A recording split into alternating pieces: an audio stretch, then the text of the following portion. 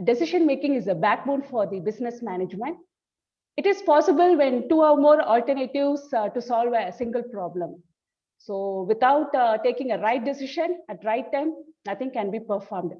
That's why it is considered as an important skill or competence required for a leader. Vanakkam, welcome to Dr. Jiko Podcast, Season 3, Leadership Tricks. Today I'm having a wonderful guest who is going to talk about decision making and its importance throughout this episode. So stay tuned. She is a passionate HR professional, a career coach, a motivator, a transformational trainer, a beautiful mother from Singapore. It's Gajalakshmi Bonarajan. Welcome Call to me as podcast. Yeah, thank you. Yes, Lakshmi, please tell us about a few words about yourself. Thank you for your beautiful introduction. As you have said, I am a passionate HR professional because I love meeting with people. No, I love working with people, and HR profession as such gave me a great platform to get connected with people at all levels. Okay, from security at the gate to till CEO of the company. As a HR person, I'm able to get connect. So that is why I always love my profession, and I call that my profession and my personality as a great thing. Okay, it happens only to very few people.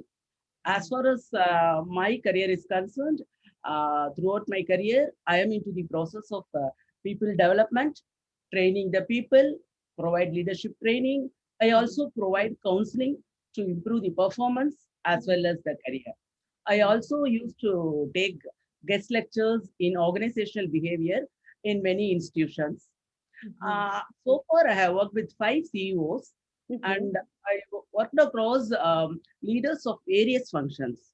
So, in addition to HR, I always boast myself that I have fair amount of knowledge, in other functions like marketing, finance, production, materials, etc. To name few. Okay, as far as my personality is concerned, I am very extrovert, social person, and my circle of influence, is always higher than my authority. Even at an executive level, I had a very high influencing skills, and I also believe in having a wonderful working relationships. No, I believe that relationships are very key to our success, be it a personal or professional life. In nutshell, I can say that I have a very high people quotient, and my ability to predict and understand the behaviors of people in the organization is pretty good. I Mm. think that's what That's great. happens of my profession and me. And That's now I have taken a break, and now I'm mhm. planning to start again. So Mm. in that way, I just had an opportunity to write in LinkedIn, and Mhm. I'm also happy that LinkedIn provided opportunity, to meet people like you. So that also I would like to mention here. Yes. Thank you, Raji. It is I'm very happy to be part of your podcast today. Yeah, it's my pleasure. And, it's inspiring to know about your background. And of course, you are aptly suited for this podcast. And yes, this podcast is totally about the decision making. And please share your view about the decision making and why it is important quality needed for a leadership. Okay. Let me start with one quote which I like it. No, Mhm. it is not our destiny. Okay, or it is not our what determines our destiny. If you look at honestly, it is only our decisions. No, that determine the destiny of our life. It is not the problems we face or nothing. It is only the choice of decisions we take in our life that determines our future or destiny, whatever it is. So decisions is very, very significant, be it a professional or personal life. Okay. Uh, every day we make hundreds of decisions. Let's say early morning we get up at what time we should get up, what dress we should wear. Okay, these are all simple decisions like what food we eat. To your complex decisions like can I accept the marriage proposal or can I have a child at this time, or can I accept this job offer? These are complex decisions. But when it comes to decisions in our life, no, we take just like that. No, we don't stretch because no, the effect or the impact of these decisions are very minimum. I call this as micro decisions. Okay, it affects you or maybe one or two layers, your family and friends. That's all. But when it comes to an organization, no, it is a macro level decision because any decision or any maybe even a simple decision of a manager or a leader can have no very high impact. It affects employees, it affects customers, it affects stakeholders, and it affects even our community. And sometimes it affects the environment also. So this part of this decision making makes that organization decision making is a very, very key management concept. No, we have no read from history, no, how the decision of a simple person has made a small organization grow into a big business conglomerate. Okay. At the same time, we also read from the history that the decision of few leaders who are very autocratic, no, they would have taken decision arbitrarily, resulted in closing down of the business. Okay. So the decision, it also raises you up. The same decision can also bring you down. So that is the significance of decisions. So all people know, either at whatever level you be, whether even as a baby, no, we are having choices. Okay, as when you are the baby, no, we ask our mother, you give that food. Okay, so our decision making abilities, no, actually it starts at when you are Exactly. as a baby. Okay, as we grow, no, the impact of decisions, no, the magnitude of the decisions grow. And when it comes to an organization, that magnitude is very, very important. Okay, so I always feel that decisions are part and parcel of our life, whether it's an organization or even as a housewife. If you ask, no, my mother will tell what food I have to cook, I have to make a decision. Every day I have a tough job of making a decision of what curry I have to make, what side dish, etc., etc. So that's what the significance of decisions. Yes. Would you please? Yes, it's absolutely interesting. You said no. This a choice of decision makes the future of the person. Yes. And what is its significance in a leadership? Do you have any experiences? Because since being a leader, definitely you came exposed so many things in taking decisions in your organizations. So please tell us the significance and can share your experience too in that. Exactly. Okay. Before talking about, I like to share an example, of course, but I would like to talk about why decision making is important in leadership. Then I will share my experience. Okay. When you think of leadership, what comes to your mind? What comes to your mind, Raji, when you think of any leader? I definitely influence the people positively. So okay, guide or lead people positively. I think it's a mindset of a person. Okay, so for me, no, for actually, if you look either in a politics or in a big organization, when you think of any leader, no, we immediately attach to their charisma, personality. We say he got such a vibrant personality. Yes, no, some people look by the presence of their magnitude. That's why people sometimes call leadership as lion, the king of the forest. The presence of lion itself gives such an impact to the audience or the team. But these are all the outwardly, as I talked about. But inwardly, you always praise a leader or think of a great leader in terms of their decisiveness. Okay, how swift, how fast, how rapidly he has taken a strategic decision. Okay, no, even in politics, if you look at our history and all these things, no, we always know what a great decision he has made. Okay, this personality aspect is of course important, but this image of decision making, okay, that gives a very bigger picture for you. Why that decision making assumes such a significance in the journey of leadership. Okay. As such, leadership is made up of many blocks. As you have told, influencing, no, personality, strength, courage, etc., etc. So there are a lot of blocks in the leadership, but there are three core elements, okay, which supports the entire, leadership block. What are those three core elements? Can you guess? Yes, of course. The agility in making decisions while facing the certainties. It is very important. And of course, it should be, personally, I believe in a leader should be professionally competent and emotionally intelligent. So, Correct. yes. Yes. What all you talked about, or the, what I say, these are all very broader sense. Okay. But if you talk about any leader, there are three core elements, no, what they are: trust, yes, respect, and confidence. Yes. Okay. See, and why these three elements are different from what you have said is, you cannot give a training to a person on these three elements. Even Absolutely. a Harvard Business School cannot make a person trustable, confident, and respectful by giving a training. So these three core elements, without that, no, you cannot even get into the, you cannot even spell the word of leader. Okay. Because these three are very, very important. They assume significance because they cannot be taught in any school, or they cannot be given training by any coach or mentor. So as a leader, you have to earn that in your workplace.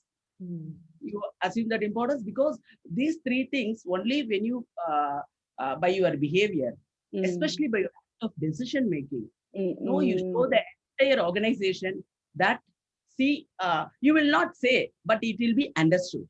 It will be the implication. By your way of decision making, a leader shows to the organization that he is a trustable guy. You can respect him.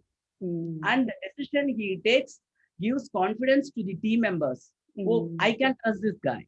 No, he is taking such a complex decisions just like that. And his decisions are taking the organization in the right path. Our business is growing, the organization is growing. I am also growing in the organization. So the decision making has such a profound impact on leadership because, as I told you, no, these three elements are very, very important. So today I would like to share one interesting example from my. I don't want to share my experience, but I will share my one of my close friend, come manager, boss, etc. Okay. So he joined in our organization. When he joined, he came from small, he was working in a smaller organization, whereas our organization is very big. Okay. So he joined newly and his personality was very rugged. When I say rugged, no, he don't have that pleasing personality. He is like a no nonsense guy. He will not smile like that. No, if you look at him, you say, oh, he is not a people friendly guy. His appearance, I'm just taking.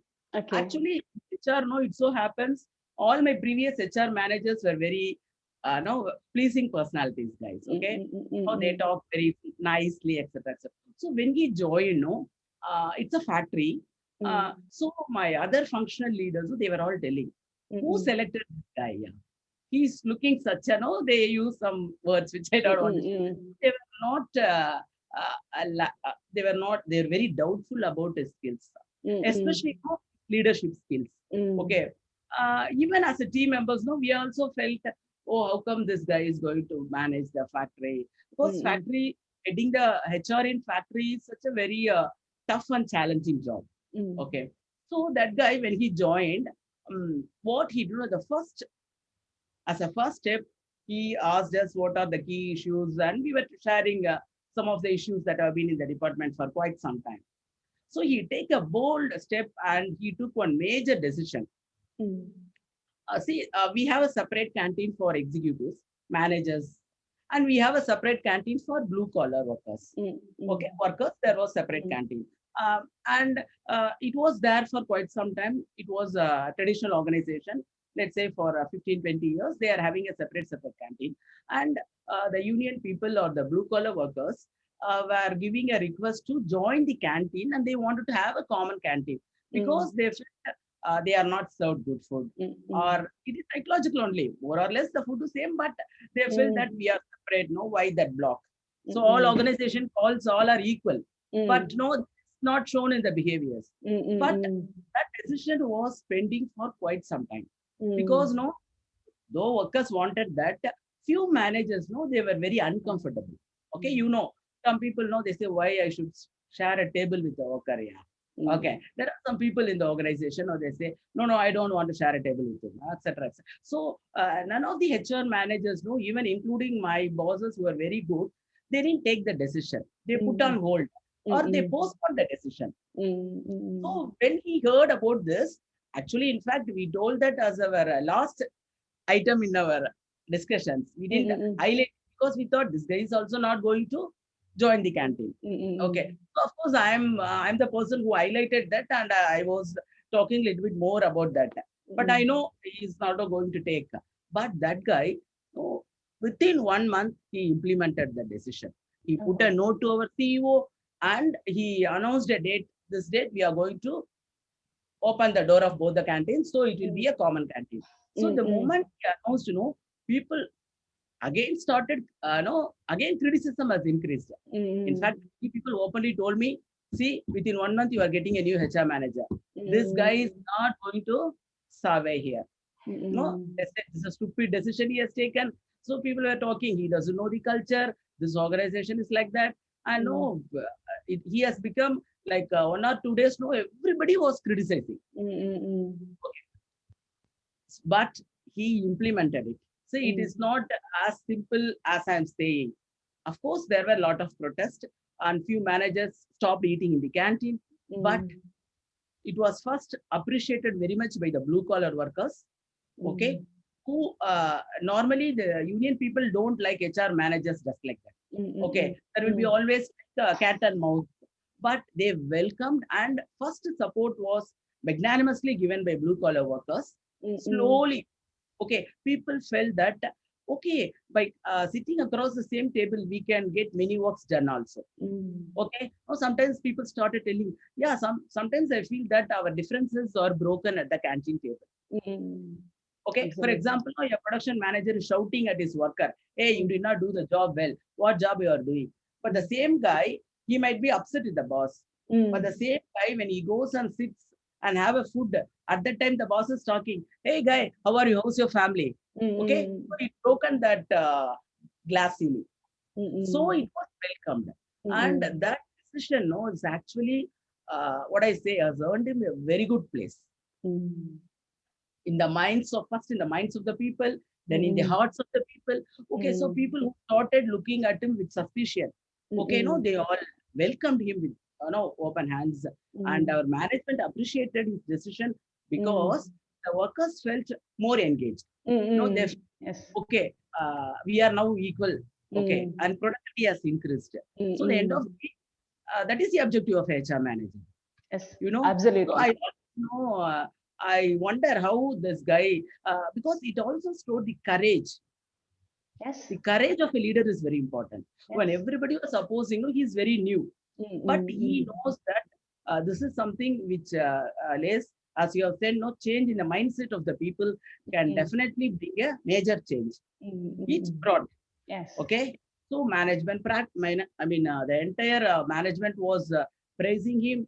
He raised he got the confidence of the workers. Okay, and he was in that organization for quite some time.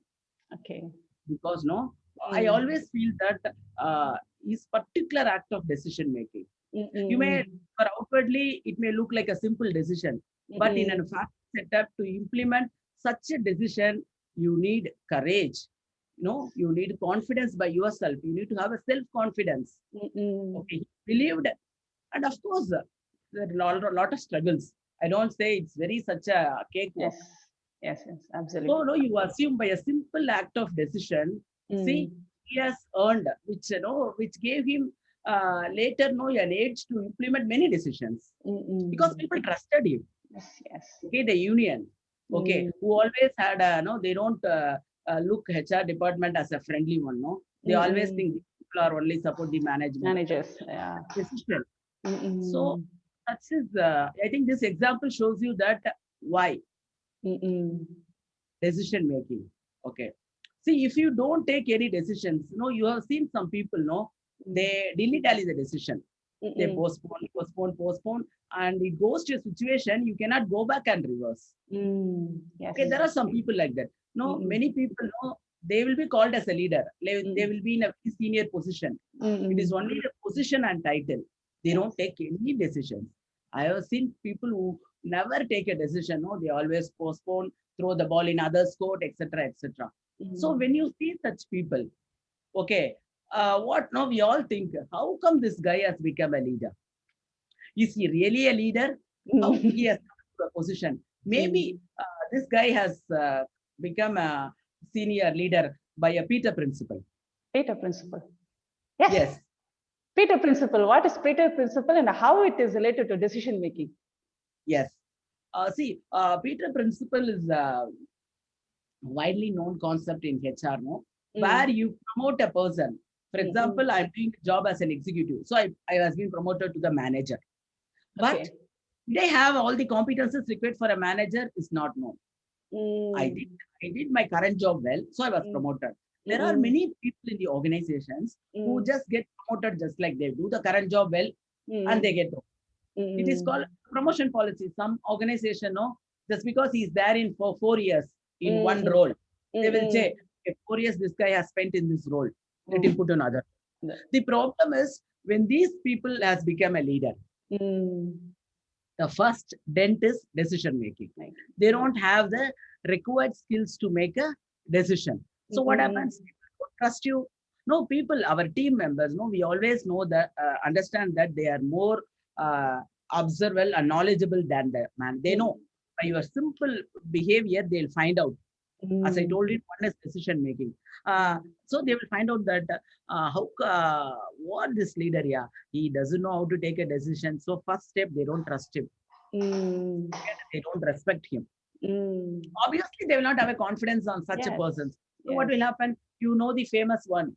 People leave bosses, not the organization. Yes. Those are the exactly promoted by this principle called Peter principle. So also now the moment you are incompetent, actually people promoted by Peter principle are very incompetent. Okay. So the first major thing is decision making. Okay. Yeah. So the decision making. Zero, absolutely zero. Okay. And another important problem in Peter principle is the people who are incompetent, they never realize they are incompetent. Yes. Yes, that is because of their experience. Years of experience, they think that they are competent. They are competent. Yes. There is something called Dunning-Kruger effect. Oh. This effect is, what does this mean? I don't know, I am incompetent. Okay. So they are very competent. Okay. And they also feel very egoistic. Okay. Because, and that ego, and another thing is they also don't like competent people. Because they feel insecure. So what happened? So the end of the day is organization suffers, business suffers. Slowly, the morale of the organization suffers, and the culture of the organization get affected, and people leave the organization. Yes. So one act of that people who have been promoted. That's why many organizations has checks and balances, no, to see that whether competent people are in the organization. So also this decision making and other skills also becomes zero. Only very few people know who are no, they may be smart enough. What they do when it comes to decision making, these people, I know there are incompetent people, but they get the help of competent people. They don't hesitate to ask advice, or they don't to ask guidance. Okay. Some people realize that is very few, because most of the people are Dunning-Kruger effect, because they don't know they are incompetent. But there are very handful of the people. Okay. No, okay, I don't know this. I am lacking this. They either put effort to improve the decision-making skills or see, decision-making is not a solo act. As I told you, if it is your micro decisions like your personal life, but when it comes to organization, okay, decision-making is a teamwork. It's a collaborative decision-making. Okay, see, all the poor leaders or bad leaders are so-called bad because they have taken decision arbitrarily. Okay, Yes. single-handedly they will take. Yes. Autocratic. Autocratically, because I always feel a good decision is participative, democratic decision making. Absolutely. So, that's very important. So, see, decision making, another important is it is not decision making skill alone.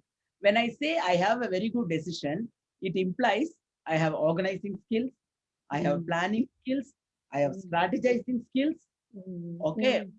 I'm also able to influence and make the others follow the decisions. See, the leadership is not about taking a right decision. Taking ownership of the decision is very important. Yes. That is accountable. Yes. I have taken, there are people like people who promoted by Peter Principle. They take stupid decisions.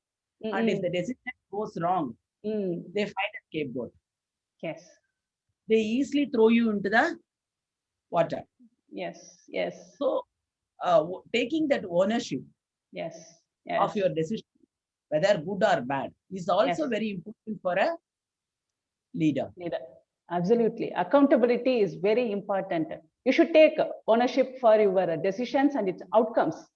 And the challenges which happens as a result of the decisions also, you have to take the ownership. That's absolutely. Yes. That is what the leadership is all about. Yes. It is not always right. Something might go wrong also. Absolutely. Yes. It was good. It was good. Actually, you gave so many things, so many inputs. Definitely, the people who are hearing this podcast definitely got benefited by this. I personally learned so many things. And at the end of the session, please share some tips to improve the decision-making skills. Fine. Okay. Before sharing the tips, whenever I talk about decision making in any of my trainings, people ask one simple question. It is not a simple, but one important question. Can I take a decision by gut or intuition? Is it possible? That is a very frequently asked question. Yes. Okay. Both our brain and our intuition drive the power of decision making. That is true. But if you ask me an answer, my answer is yes and no. Why yes? I'll tell you. See, if you are a subject matter expert, subject matter expert is you have phenomenal skill in your subject area. Okay. For example, some doctors, no, they don't even look through the scan report or other by your symptoms. You just tell them, they will predict exactly what is your problem. See, that comes from an expertise. See, even so those people, okay, they might, if you are very, very expert in your field, you can take a decision based on your guts or intuition. For example, if you are a stockbroker, okay, you have been analyzing the stocks of various companies. Okay, so for 4 or 10 years, you have been in the stock market. You know at which season, which share goes up, which share comes down. And if one guy comes and asking, boss, I have this 5 shares. Okay, can I invest in 1 share? Can you tell me? Okay, he might give an option, but you understand the option he gives works well. But on the back of that, he has done so much research on the options. You may not know. So you can tell, oh, that guy just like that told the decision worked. No, I'm saying no now. Why? Because when you your intuitions might work or might not work, but the best way is you can take an intuition at the last step. For example, let's say I wanted to introduce a new market. Okay, I have found out 3 markets. One on South Zone, one on West Zone, and one on East Zone. So I am doing so many researches. Okay, I did survey, I studied the market, I have asked the private people to go and do the survey. I find the choice and preference of the people in all the regions. Okay. I consulted my marketing. Assume I am a CEO of the company. Okay.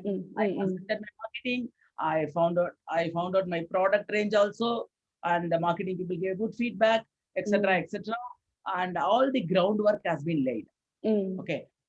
And it came that 2 regions almost 100%, 100%. So now my choice is to select between the 2 regions. At that time, if you apply your guts or intuition, the probability of success is more. Okay. Yes. So you should always use your intuition as a guiding force. Yes. Okay. See, as a leader, we all feel that we should have a final say. There is nothing wrong in it.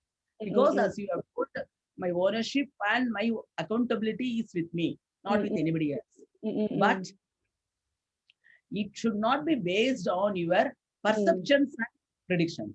Yes, absolutely. Due diligence. We use the word called due diligence. No, we do a lot of research and other things, and that is one of the important tips to make a decision. Okay. So, and another important tip, what I say is, some people feel that having too many options is good. Okay. So they normally say, no, you take too many options, it reduces the risk. But actually, no, when you are overwhelmed by number of choices, your decision making is diluted. Yes. So it is not always advisable. You can have, say, or as I told you, some 5 choices. You work on it thoroughly. So it's always advisable to have minimum number of choices when you want to go for your decision making. Okay. Another important thing when it comes to improving or making a correct decision is that avoid cognitive biases like this that has happened like that in the past. Yes. Perceptions. Yes. Okay. And your judgments like no, for that company, that market did not work well. It might not work also. You don't know. So those type of biases. Okay. For example, that cognitive bias normally happens when you are a very intellectual and intelligent person, but we need to keep that. No, you should not attach importance to it. Only what is the real ground, what is correct for you. Okay, so that is also very, very important to take a good decisions. Okay. Another important thing for having a good decision making is your emotional intelligence. When your emotions are not under control, you will not be in a right position to see the options or to see the things before you. Yes. Okay. See, when I joined the organization, it was a recession time. So first time I have to send around, let's say, some 200 people out. Okay. Okay. See, I came from the organizations where we never sent people home. We send people out if they are unethical act. Okay. Even performance also, very, very rare cases only we send people out. Okay. Otherwise, we train them. So I came from certain organizations and I was shocked. So my CEO told me it is like this. I was very upset. In fact, I was telling my husband I will resign because it was affecting my moral compass. Okay, I was feeling it's an ethical act. How you are going to take away the breadwinner's life? Yes. So is it correct? Is it affect my future or is it affect my? No, I was psychologically and I was very upset. So immediately after going home, I called my mentor. I always have a lot of mentors, no? So if any problem, I never keep it with me. I just call any of my mentors and I share with them. So I just called immediately coming home. I called him. He's a very senior person. He told Lakshmi, it's a part and parcel of your job. You are not doing it. So it is not something which you are doing it personally. Okay. Yes. When you take oath as a senior manager or HOD of HR department, you are responsible for both ups and downs. Yes. What you can do to avoid your guilty? Take a rational and prudent decision. See how magnanimously you can do this without affecting. So that thought gave me a clarity. So next day, when I went, okay, instead of 200 people, we sent to only 75 people. How? I told him, yes, sir, we as a senior people, we can reduce our salary. As a Mm. first step, I told I am reducing my salary by 20%. Mm. Then I convinced my HODs, other functional heads, because I have, as I told I have very good rapport. So Mm. they told me they didn't accept for 20%. Finally, they agreed on 10%. On Okay. seeing our initiatives, my CEO has said, okay, I will reduce 20%. You think of Oh. CEO salary 20% is very comparable. Yes, yes, yes. So That's what great. we so That's instead of great. 200 people, 75 Mm. people I sent. Mm. Okay, so at least some way that if I did not get any counseling or any advice from my bosses, no, I would not have thought this way. I would Mm. always be Yes. okay. Either I would have resigned, or I Mm. would have taken a decision which I would have felt very bad later stage. Mm. So emotional intelligence is a key concept. It helps Yes. you to balance your emotions when you Mm. take some decisions which Mm. have intensely emotional values. Mm. Yes, yes. That's So great. that's very, very important. Emotional intelligence is also very, very important. Yes. And then you have the last one is you should not hesitate to take challenging decisions. Mm. That's very, very important. Because Yes. if you think that it is challenging and you postpone it, you can never learn to take a decision at all. See, decision making is both science and art. Mm. Okay. See how I can improve my decisions. You have to take many, many decisions. Yes. Okay. Good decision making comes from experience. Mm. Experience comes from bad decisions. Yes. One, Exactly. the former chairman of Infosys, Narayana Murthy, once Mm. he gave an interview in the Business India magazine. Mm. They Mm. asked him, sir, how you are taking all your decisions are always correct. How come it? He Mm. said, no, I made 100 poor decisions earlier. I Yes. learned from all those 100 poor decisions. Mm. And now I am taking a good decisions. Yes. So being emotionally intelligent, having due diligence, doing enough work, okay, and Mm. also a participative, Mm. democratic way of decision making. Mm. Everybody can try to make a good and better decisions. Yes, that's great. It's really great. I just inspired by your decisions, especially on treating your employees. You know, it's it's not only take a courage, it's take a heart to say that I'll reduce my salary. When you lead by example, you stand by example, and you were standing alone. It's one of the competency of a leader. That Lomiger competencies, they said standing alone is an important competency for any leader. So you have So to set an you did example. great. Yeah, you did great. You did great. I really appreciate that. And the another thing is, being a leader, you just influence the people, your colleagues, your senior or junior level, managerial level people, and make them to do. That's an impact of a leader. Really appreciate this. And Thank yes, you. yes, I feel overwhelmed. I'm very happy to see this is this is a fact. We can able to resonate. No, some people did something great things. It resonates with others. That's an impact of leadership, and really it did a great job. And yes, thank you so much for being this guest for this podcast. And this is a first episode of the leadership tricks. I damn sure it goes viral. I'm damn sure, because so many inputs, so many greater pointers you have made during this session. It's just like a flow. The flow is very, very, very strong, and it's just flowing. Thank you so much, and It's my definitely pleasure.